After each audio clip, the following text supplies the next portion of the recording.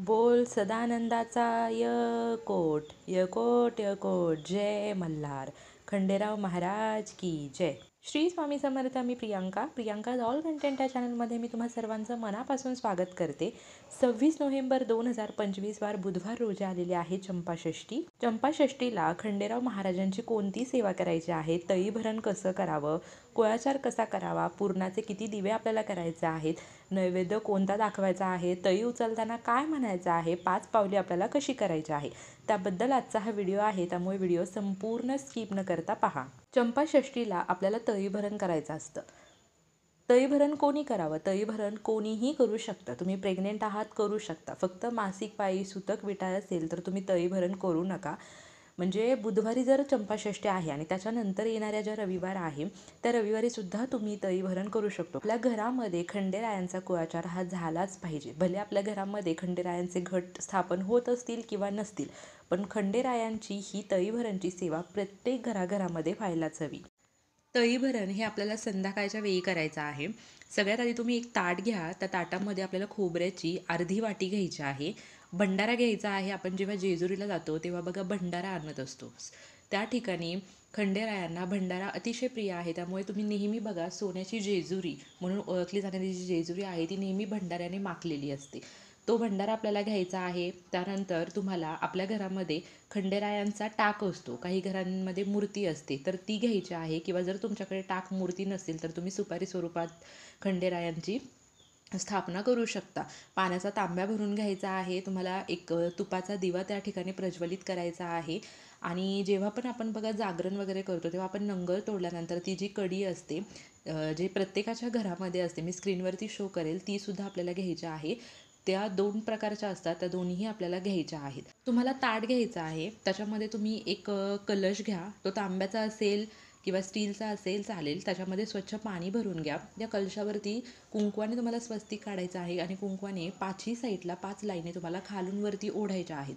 या पाण्यामध्ये हळदी, कुंकू, अक्षता, फूल तुम्हाला टाकायचं आहे. 1 रुपयाचं नाणं आणि एक सुपारी टाकायची आहे. त्याच्यानंतर या तांब्यावरती तुम्हाला 5 नागिनीची पाने ठेवायची आहेत. या नागिनीच्या पानांवरती तुम्हाला खोबऱ्याची अर्धी वाटी आणि त्याच्यामध्ये भंडारा भरून ठेवायचा आहे, किंवा तुमच्याकडे जर नारळ ठेवण्याची प्रथा असेल तर तुम्ही नारळ ठेवू शकता. त्यानंतर ताटामध्ये एका साईडला 2 नागिनीची पानं घ्या आणि त्यावरती तुम्हाला खंडेराव महाराजांचा जो काही टाक किंवा मूर्ती असेल ते ठेवा, किंवा सुपारी स्वरूपामध्ये ते तुम्ही ठेवू शकता. तुमच्याकडे जर कुलदेवीचा असेल, भैरोबाचा असेल, अजून कोणते टाक ठेवत असतील तर ते सुद्धा तुम्ही ठेवून घ्या. हा तांब्याचा कलश किंवा स्टीलचा कलश जेव्हा तुम्ही स्थापन करणार आहात त्याच्या खाली तुम्हाला तांदळाने अष्टदल कमल काढायचं आहे. तांदूळ तुम्हाला भंडारा टाकून पिवळे करून घ्यायचे आहेत आणि याने अष्टदल कमल करायचं आहे. स्क्रीनवरती तुम्ही पाहू शकता. जर तुम्हाला नाही जमलं तर तसेच तांदूळ ठेवून द्या आणि त्यावरती कलश स्थापना करा. खंडेरायांच्या टाकावरती भंडारा वाहून घ्या. पिवळ्या कलरचं फूल किंवा चाफ्याचं फूल तुम्हाला अर्पण करायचं आहे. त्यानंतर तुम्हाला काय करायचं आहे तर 5 मुलं बोलवायचे आहेत. त्या प्रत्येक मुलाला तुम्ही टोपी घालायला द्या किंवा रुमाल त्यांच्या डोक्यावरती ठेवा. जर महिला करणार असतील तर महिलांनी डोक्यावरती पदर घ्यायचा आहे. तरी कोणीही उचलू शकतं.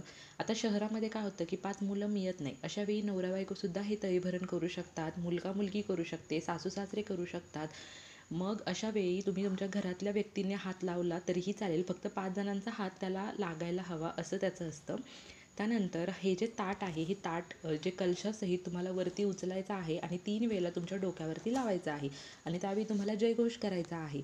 यळकोट यळकोट जय मल्हार सदानंदाचा यळकोट खंडेराव महाराज की जय, अशा प्रकारे जयघोष तुम्हाला करायचा आहे. जयघोष करून झाल्यानंतर जो काही पुरुष आहे त्याने आपल्या डोक्यावरची टोपी काढून त्या ठिकाणी ठेवायची आहे आणि त्या टोपीवरती हे ताट ठेवायचं आहे. नंतर कलशावर ठेवलेले जी नारळाची वाटी आहे त्याचे आपल्याला 5 तुकडे करून घ्यायचे असतात.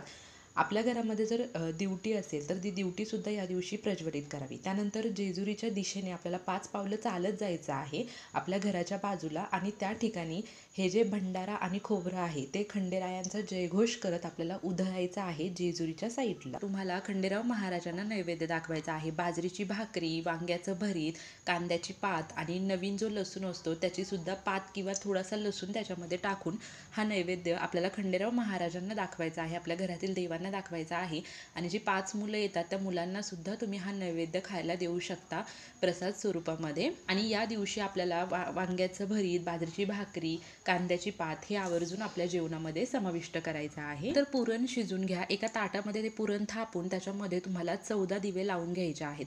त्या पुरणामध्ये तुम्हाला बोट घालून होल पाडायचे आहेत आणि त्याच्यामध्ये 2 फुलवातींची एक वात अशा प्रकारे ते तुपाचे किंवा तेलाचे दिवे तुम्ही प्रज्वलित करा आणि याने तळी भरून झाल्यानंतर तुम्हाला खंडेराव महाराजांची आरती करायची आहे. पुरणाच्या दिव्यांनी तुम्हाला त्या टाकाला, मूर्तीला किंवा सुपारीला ओवाळून घ्यायचा आहे. पुरणाच्या दिव्यांनी आपल्याला खंडेराया महाराजांची आरती करून घ्यायची आहे. त्या 5ही मुलांना तुम्ही भंडारा त्यांच्या कपाळी लावायचा आहे. महिलांनी उचलली तर महिलांनीही आपला कपाळीला मळवट भरायचा आहे. साडीचा पदर घेऊनच तुम्हाला तळी उचलायची आहे आणि पुरुष असतील तर टोपीच घालायची आहे. तुम्हाला पंजाबी ड्रेस घातलं तरीसुद्धा ओढणी तुम्हाला डोक्यावरती घ्यायची आहे. मुलांना तुम्ही छोटे छोटे भाकरीचे नैवेद्य करायचे आहेत. असे 2-2 नैवेद्याचा एक नैवेद्य म्हणजे 10 भाकरी तुम्हाला करून घ्यायच्या आहेत आणि ते मुलांना प्रसादरूपी तुम्ही देऊ शकता.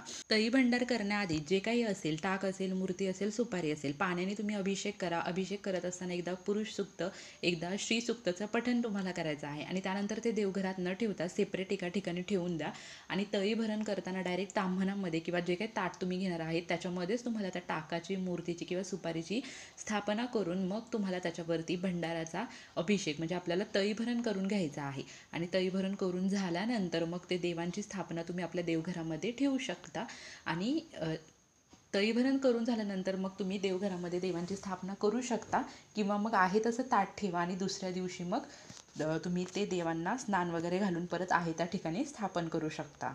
पुरणाच्या दिव्यांचं काय करावं तर त्या दिव्यांमधील ज्या वाती राहिलेल्या असतील, काजई असेल ती काढून तुम्ही घेऊ शकता आणि जे पुरण आहे ते पुरण प्रसादरूपी घरातील प्रत्येक व्यक्तीने थोडं थोडं खायचं आहे.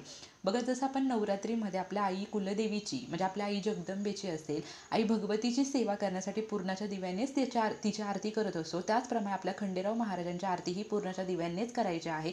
भले तुम्ही करत नसाल तर इथून पुढे तुम्ही पुरणाच्या दिव्यांनीच आरती करा कारण कुळाचार करणं खूप महत्त्वाचं आहे.